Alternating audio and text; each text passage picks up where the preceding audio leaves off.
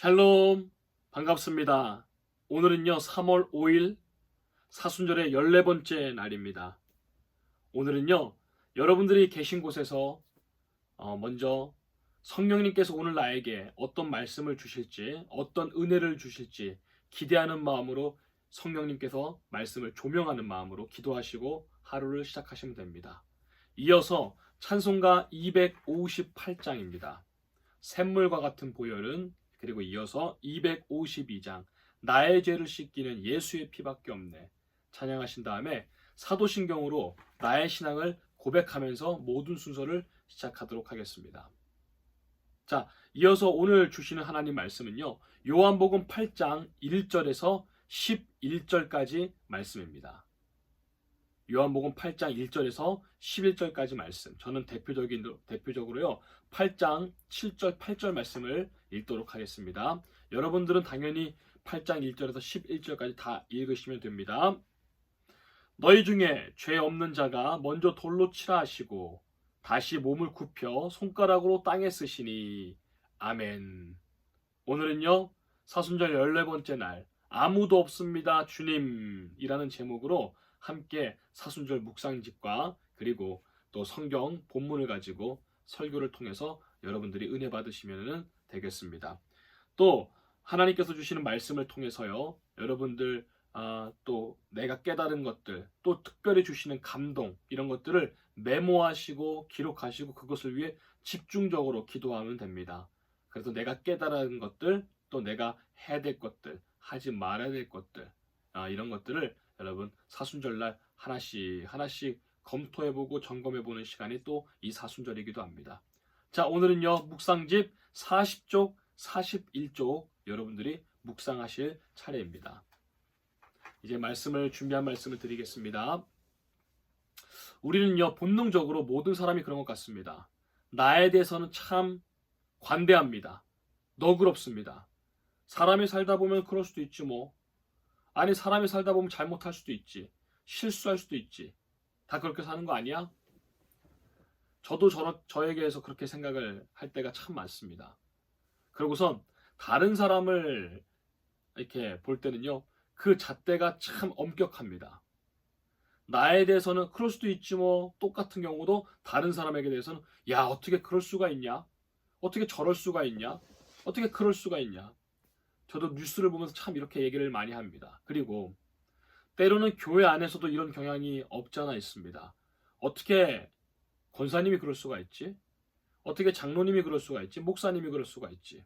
다른 사람에 대해서는 엄격한 경우가 이중잣대, 나와 다른 사람을 재는 잣대가 다른 것 같기도 합니다. 그래서 예수님이 말씀하셨죠. 마태복음 5장에서 너도 다른 사람을 비판하는 것, 너가 없은 그 다른 자리에서 너가 비난받는 줄 왜 모르느냐.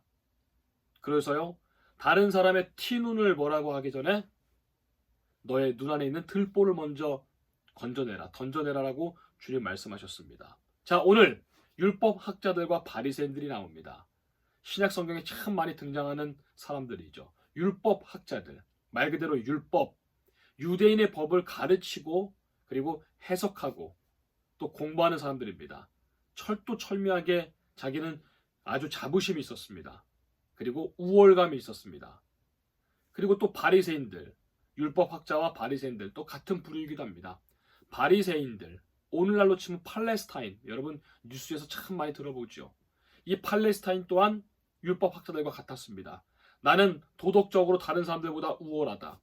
나는 더 많이 배웠다. 더 많이 한다. 그래서 이 율법학자들과 바리새인들, 다른 사람들에 대해서는 높은 자존감으로 무시하는 경향이 있었고 또 다른 사람을 낮게 보는 경향이 있었습니다. 자기에 대해서는 우월감이 아주 이제 탁월했습니다. 자, 오늘 본문에서 8장에서요. 예수님이 따라온 무리들을 향해서 하나님의 말씀, 하나님의 나라와 의를 계속 가르치고 있었습니다. 자, 그렇게 집중적으로 몰두해서 말씀을 나누고 있을 때 율법 학자와 바리새인들이 한 여인을 끌고 옵니다. 그게 바로 오늘 3절, 4절 말씀이죠. 자, 한번 제가 볼까요? 서기관들과 바리새인들이 음행 중에 잡힌 여자를 끌고 와서 가운데 세우고 예수께 말하여 이르되 선생이여 이 여자가 간음하다가 현장에서 붙잡혔나이다. 여러분들이 잘 아는 오늘 본문의 내용입니다. 현장에서 간음하다가 잡혀서 율법학자와 바리새인들에게 끌려와서 예수님 앞에, 그리고 모든 사람이 둘러싼 그 앞에 가운데 탁 세워놓습니다. 얼마나 그 여인의 입장에서 공포스러운 순간입니까? 그런데 좀 의아합니다. 왜요? 현장에서 남녀가 간음하다 잡혔는데 남자는 없고 여자만 끌고 왔다는 것입니다. 그러고선요, 이제 묻죠. 선생이요, 율법에 의하면 간음하다 걸린 남녀는 돌로 쳐 죽이라고 했는데 선생님 어떻게 해야 되겠습니까? 자, 그러면서 돌을 다 들고 이제 쳐 죽이려고 흥분해 있습니다. 우리야 그를 통해 이 지금 상황을 보게 되지만 이 현장 상황은 얼마나 급박하게 돌아갔겠습니까? 말씀을 잘 전하고 평화롭게 전하는데 갑자기 여인이 끌려오고 뭐 옷도 제대로 막 이렇게 겨우 걸치고 왔겠죠. 율법학자와 바리새인들은 막 흥분해가지고 한 건수 잡았다 이러고선 끌고 옵니다. 레위기 신명기에 그렇게 기록되어 있죠. 현장에서 간음하다 돌로 쳐 죽여라. 이 내용은요, 오늘 6절 말씀 보니까요, 이렇게 하는 것은 예수를 공경에 빠뜨리려고 함이었더라. 공경에 빠뜨리려고는 이 상황을 만든 것입니다. 만약에 예수님이 율법에 쓰여진 대로 그 여인을 처형하라, 죽여라 그러면은 두 가지 큰 문제가 있습니다. 뭐냐? 첫 번째는요, 예수님이 그렇게 말하는 순간 로마의 법을 어긴다는 것입니다. 자, 로마에서 법에 의하면요, 오직 그 총독, 관할하는 지역의 총독만이 사형 집행을 내릴 수가 있습니다. 그래서 우리가 잘 아는 본디오 빌라도라는 사람이 로마의 총독이죠. 예수님이 뭔데? 사람들이 그러겠죠. 네가 뭔데 감히 죽여라 말할 수 있어. 죽여라고 해도 문제입니다. 자, 두 번째, 죽이라고 할 경우 자기 예수님이 지금까지 말한 그 말씀의 내용들, 수없이 가르친 내용들에서 어긋나게 됩니다. 주님이 그러셨죠. 원수까지도 사랑하라. 또 서로 용서하라. 서로 화해해라. 그랬는데 오늘 그 여인을 죽여라. 율법처럼. 그러면은 자기 자신의 가르침을 부정하게 되는 것입니다. 자, 반대로 그 여인을 살려줘라. 용서하라. 그러면은 또 그러겠죠. 율법에 분명히 죽이라고 우리의 큰 율법에 쓰여있는데 당신이 뭔데 율법을 어기냐. 이래서 율법학자와 바리새인들은 또 예수님을 고발할 것입니다. 율법을 어겼다고. 한마디로 이래도 문제 저래도 문제, 아주 곤란한 상황이었습니다. 그 여인은 가운데서 어쩔 줄 몰라 하고 고개를 숙이고 안절부절하고 있겠죠. 예수님 어떻게 하십니까? 그때 땅에 이렇게 말없이 몸을 굽혀서 뭔가를 땅바닥에 이렇게 손으로 쓰십니다. 뭐라고 쓰셨는지는 나와 있지 않죠. 사람들이 다그칩니다. 막 뭐라 하니까 예수님이 일어서셔서 이렇게 말씀하십니다. 7절 말씀입니다. 그들이 묻기를 맞이 아니하는지라 이에 일어나 이르시되 너희 중에 죄 없는 자가 먼저 돌로 치라. 그렇게 말씀하십니다. 이 사람을 통해, 이 상황을 통해서 예수님께서는요, 바리새인들과 학자들을, 서기관들의 교만을 허물어 버리십니다. 죄 없는 자가 돌로 먼저 쳐라. 우리 중에 죄 없는 자가 있겠느냐? 너희 중에 죄 없는 자가 있겠느냐? 주님 말씀하시는 것입니다. 돌을 들고 씩씩거리면서 그 여자를 치고 또 한편에서는 예수 그리스도를 향해 좋아 어떻게 말하는지 보자, 두고 보자 이러고 마치 성난 1위 때와 같이 가운데 그 여인은 어땠을까요? 비에 쫄딱 맞은 작은 강아지 한 마리처럼 이러고 있었고 바들바들 떨고 있었고 1위 때 마냥 돌로 쳐들고 있었습니다. 율법학자와 바리새인들과 수많은 군중들은 말입니다. 그때 예수님께서는 이 여인에게 드러난 죄, 그렇지만 많은 사람들의 숨겨져 있는 죄를 예수님께서는 드러내신 것입니다. 너희 중에 죄 없는 자가 먼저 이 여인을 돌로 쳐라. 자, 아까 서두에 말씀드렸습니다. 우리는 다른 사람에 대해서는 굉장히 엄격하고 자기 자신에 대해서는 관대하고 너그럽다 이런 경향이 있다라고 말씀을 드렸습니다. 예수님이 그 말씀을 하시니까 어떻습니까? 주변에 있는 많은 사람들이 나이 든 사람들부터 젊은 사람들 이르기까지 모두 돌을 던져버리고 땅에 던지고 땅에 내던지고 땅에 놔버리고 돌아갔더라. 자, 여러분, 여기서 우리에게 주시는 교훈이 있습니다. 첫 번째는 계속 말씀드린 나에게 대해서 너무 너그럽고 다른 사람은 엄격하지 않은가, 이중잣대를 대고 있지 않은가. 두 번째로 돌을 들고 있는 것을 내가 오늘 다른 사람을 향해 이렇게 쏘아보면서 어떻게 한 번만 걸려라, 한 번만 나한테 뭐 대라, 그 정죄하는 돌을 나에게 있다면은 그 돌을 내려놓아야 될 것입니다. 자, 오늘요, 주님께서 그 이후에 이렇게 말씀하시죠. 여인에게 말합니다. 너를 점지한 사람들 다 어디 갔느냐? 여인이 말합니다. 주님, 한 사람도 없습니다. 주님 말씀하십니다. 나도 너를 정죄하지 않겠다. 용서하겠다 말씀하십니다. 그러고선 다시는 죄를 짓지 말라 말씀하십니다. 가라.